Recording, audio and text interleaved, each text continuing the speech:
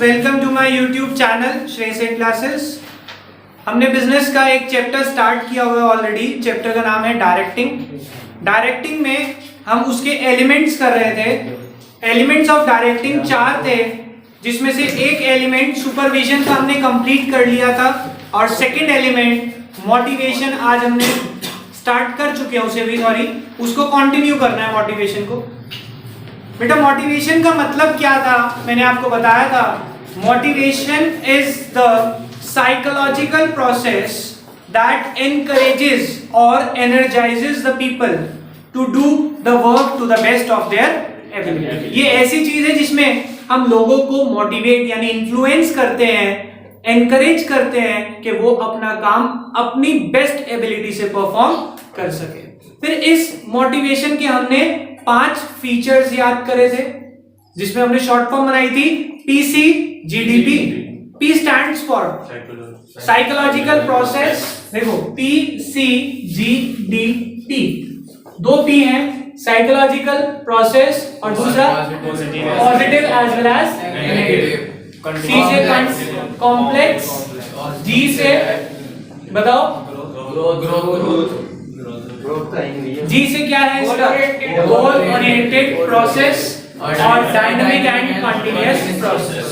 फिर हमने इसकी स्टार्ट करी थी कल इंपॉर्टेंस। वो इंपॉर्टेंस मैंने 4 समझा दी थी, आपको याद नहीं कराई थी। याद अभी हम कर लेंगे। पहले एक बार उन चारों को फटाफट से हेडिंग से रिवाइज करते हैं। पहला, अगर कोई मोटिवेटेड होगा, मोटिवेशन का फायदा ये होता है, सबसे पहले तो वो आपके नेगेटिव एटीट्यूड को पॉजिटिव में कन्वर्ट कराता है। That yes you can do it. Negative से पॉजिटिव करवाएगा पहला। दूसरा फायदा मोटिवेशन का होता है, ये आपकी परफॉर्मेंस को इंप्रूव करता है। जो परफॉर्मेंस पहले अच्छी नहीं थी वो परफॉर्मेंस अब इंप्रूव हो जाती है। तीसरा, helps in achieving the organisational goals. आपके ऑर्गेनाइजेशन के गोल्स अचीव हो जाते हैं। Fourth, motivation creates a supportive work environment. कैसे सपोर्टिव वर्क एनवायरनमेंट क्रिएट करता है मोटिवेशन, बताया था कल आपको। मोटिवेशन से जो वर्कर है वो हमेशा कॉपरेट करेगा। क्यों कॉपरेट करेगा? क्योंकि देखो बेटा, ऑर्गेनाइजेशन ने किसी वर्कर को अगर मोटिवेट किया है, मोटिवेट करने के लिए उसने वर्कर को कुछ चीजें ऑफर करी होंगी, लाइक अच्छा वर्किंग कंडीशन ऑफर करी, अच्छी सैलरी ऑफर करी। तो जब ऐसी चीजें वर्कर को ऑफर करी जाती हैं, उसकी जरूरतें पूरी होती हैं किसी ऑर्गेनाइजेशन में, तो वो हमेशा दूसरों के साथ क्या करता है? कॉपरेट करता है। क्यों? क्योंकि उसे लग रहा है कि ऑर्गेनाइजेशन मेरे लिए सोच रही है। मैं मोटिवेटेड तो तभी हूं ना कि ऑर्गेनाइजेशन मेरा सोच रही है, तो फिर मैं भी सबके साथ कॉपरेट करके काम करूं। नेक्स्ट, फिफ्थ एडवांटेज क्या है इसकी? Motivation helps the manager to introduce changes. ध्यान से समझना, अगर कोई वर्कर मोटिवेटेड है तो वो चेंजेस को एक्सेप्ट कर लेगा। अगर वो मोटिवेटेड नहीं है ना, आज की डेट में कोई भी इंसान अपने आप को चेंज करना नहीं चाहता। अगर आपको ये कह दे कि कल से हम 2 की बजाय 2.5 से 3 घंटे पढ़ेंगे, तो आप उन चेंजेस को एक्सेप्ट नहीं कर पाएंगे। और अगर मैं आपको समझाऊं कि बेटा पढ़ाई जरूरी है, आप देख लो पेपर सिर पे आ गए, इस तरह की कुछ बातें करूं और फिर आपको कहूं कि बेटा कल से हम रोज 15 मिनट एक्स्ट्रा पढ़ेंगे, तो आप कहेंगे सर ठीक है। अभी तो कह देंगे क्योंकि you are motivated. Next day फिर वही होने वाला है। क्यों? क्योंकि हमने पढ़ा था human beings are ever change होते रहते हैं। तो मोटिवेटेड आदमी हमेशा अच्छी परफॉर्मेंस देता है। देखो क्या लिखा है, motivated employee show less resistance in accepting the changes. कह रहे जो मोटिवेटेड आदमी है वो चेंजेस को एक्सेप्ट करने में रेजिस्टेंस नहीं दिखाता, यानी कि वो मना नहीं करता। According to the changes in the business environment, जैसे चेंजेस आते हैं मोटिवेटेड आदमी उस तरह के चेंजेस को एक्सेप्ट कर लेता है। Motivated employees are always cooperative and supportive in accepting the changes in the organization। कह रहे मोटिवेटेड इंसान हमेशा चेंजेस को एक्सेप्ट करने के लिए रेडी होता है। Point number 6, reduces employees turnover। इसका मतलब क्या है बेटा? जो मोटिवेटेड वर्कर होगा, ऑर्गेनाइजेशन से सेटिस्फाइड वर्कर होगा, क्या वो ऑर्गेनाइजेशन को छोड़ के जाने का सोचेगा? कभी नहीं। वो हमेशा वहां रह के अपनी इनकम बढ़ाने की कोशिश करेगा कि अच्छा काम करूं, प्रमोशन हो जाएगा, सैलरी बढ़ जाएगी। बट अगर वो मोटिवेटेड होगा तो देखो क्या लिखा है, motivation creates confidence in the employees to get their need satisfied. कह रहे मोटिवेशन से एम्प्लॉई क्या होता है, कॉन्फिडेंस में आता है कि अपनी जरूरतों को पूरा करना है in the organisation. They always select the alternative to remain in the organisation and increase their earning. वो हमेशा क्या कोशिश करता है कि वहीं रह के अपनी अर्निंग बढ़ाई जाए। क्लियर हो गई बात? ये है मोटिवेशन के फायदे। अब अगर मैं मोटिवेशन के फायदों की बात करूं, और जब मैं ज्यादा मोटिवेट करता हूं बच्चे को, जैसे पिछले महीने हुआ, एक महीने में 3 से 4 बार हो गया मोटिवेशन लेक्चर, तो उसमें क्या होता है, बच्चा शुरू में तो इंटरेस्ट लेता है, और जब वो 3-4 बार हो जाता है तो बच्चा खुशी खुशी क्या कहता है, सर को कहता है ही इज अ सी। अरे क्लेवर भाई, हाँ, तो इसे गलत क्यों सोच रहे हो? तो यस, H stands for, यहाँ पे helps the manager to introduce changes, helps the manager to introduce changes। E से है reduces employees turnover, वो E वो वाला पिक किया, reduces employees turnover। H stands for helps the manager to introduce changes और reduces employees turnover, वो छोड़ के नहीं जाते, ठीक है। I stands for improves performance level of employees, improves performance level of employees। 3 हो गए। Helps the manager to introduce changes, reduces employees turnover, improves performance level of employees, improves performance level of employees।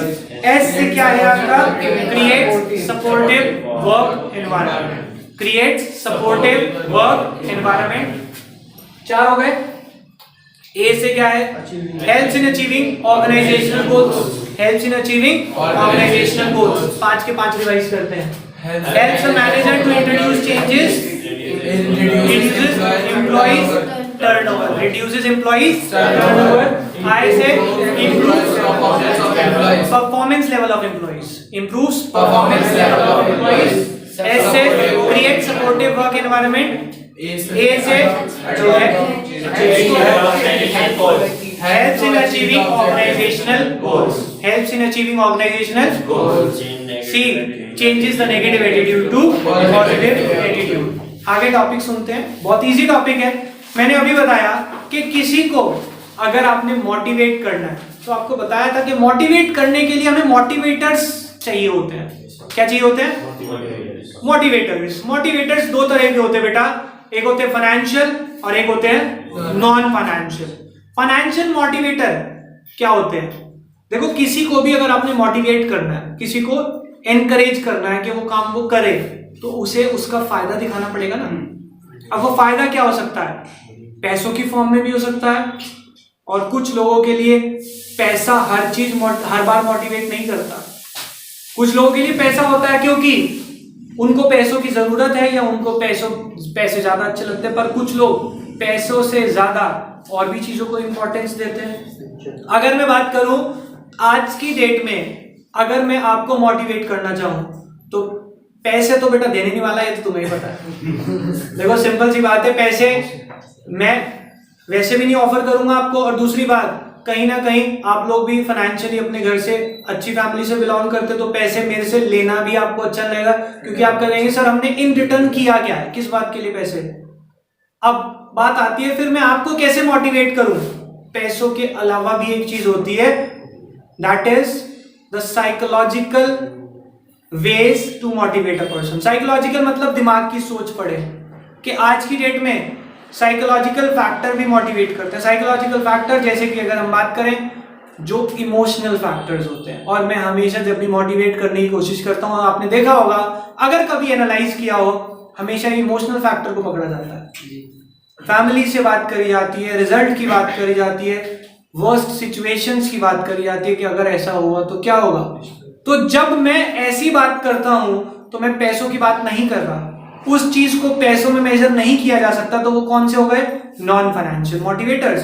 पर जब आपको पैसों की terms में बात करी जाए तो वो कौन से मोटिवेटर्स होंगे, फाइनेंशियल। और मोटिवेटर्स जो होते हैं उनको हम बोलते हैं इंसेंटिव्स, यानी कि बेनिफिट्स। इंसेंटिव्स का मतलब क्या होता है, बेनिफिट्स और रिवॉर्ड्स जो किसी पर्सन को दिए जाते हैं। पढ़ते देखो, अगला टॉपिक यही है, incentives can be defined as monetary and non monetary rewards offer to the employees for contributing more efficiently. कोई भी इंसान ज्यादा अच्छे से काम कब करता है? जब उसको कोई रिवॉर्ड मिले। अब वो रिवॉर्ड, वो इंसेंटिव्स जो होंगे, वो इंसेंटिव्स का मतलब क्या बताया बेटा? रिवॉर्ड्स। अब ये जो रिवॉर्ड्स है हमारे, ये कौन कौन से तरह के होंगे आपको बता दिया। एक तो फाइनेंशियल और एक अब अगर हम बात करें फाइनेंशियल वो कौन से होते हैं? Which can be measured in terms of money. और ये कौन से होंगे? Which can not be measured in terms of money, जिसको हम मनी की टर्म्स में मेजर नहीं कर सकते, वो सब हो जाएंगे नॉन फाइनेंशियल। कौन से हो जाएंगे वो? Non financial. अब हम पढ़ने वाले हैं पहले फाइनेंशियल का मीनिंग और फिर फाइनेंशियल इंसेंटिव कौन कौन से होते हैं उसके कुछ पॉइंट्स हैं। पढ़ते हैं फाइनेंशियल इंसेंटिव्स। द रिवॉर्ड्स और incentive which can be calculated in the terms of money is known as monetary incentive. These incentives are offered to the employees who have more psychological, social and security needs। यानी कि जिनको society में रहने के लिए, इज्जत के लिए पैसों की जरूरत होती है, ये इंसेंटिव जनरली उन्हें दिए जाते हैं। And its types are number 1 pay and allowance. बेटा पे एंड अलाउंस क्या होता है? सैलरी। अगर किसी वर्कर को मोटिवेट करना है तो अगर उसकी सैलरी में हर साल कुछ इंक्रीमेंट किया जाए, क्या वो मोटिवेट होगा? यस। तो देखो यही लिखा है, regular increment in salary every year and grant of allowance act as a good motivator. ये भी एक अच्छा मोटिवेटर है। इन सम ऑर्गेनाइजेशन पे हाइक्स, पे मतलब सैलरी और हाइक्स मतलब increment. In some organisation pay hikes and allowance are directly link with the performance of the employees. कह रहे कुछ ऑर्गेनाइजेशन में कितना पेमेंट में इंक्रीमेंट होगा वो किससे लिंक होता है? डायरेक्टली उसकी परफॉर्मेंस से। तो वो होता है पे एंड अलाउंस। दूसरा प्रॉफिट शेयरिंग। इधर देखिए बेटा, फाइनेंशियल का पहला हमने क्या पढ़ा? पे एंड अलाउंस। पे एंड अलाउंस।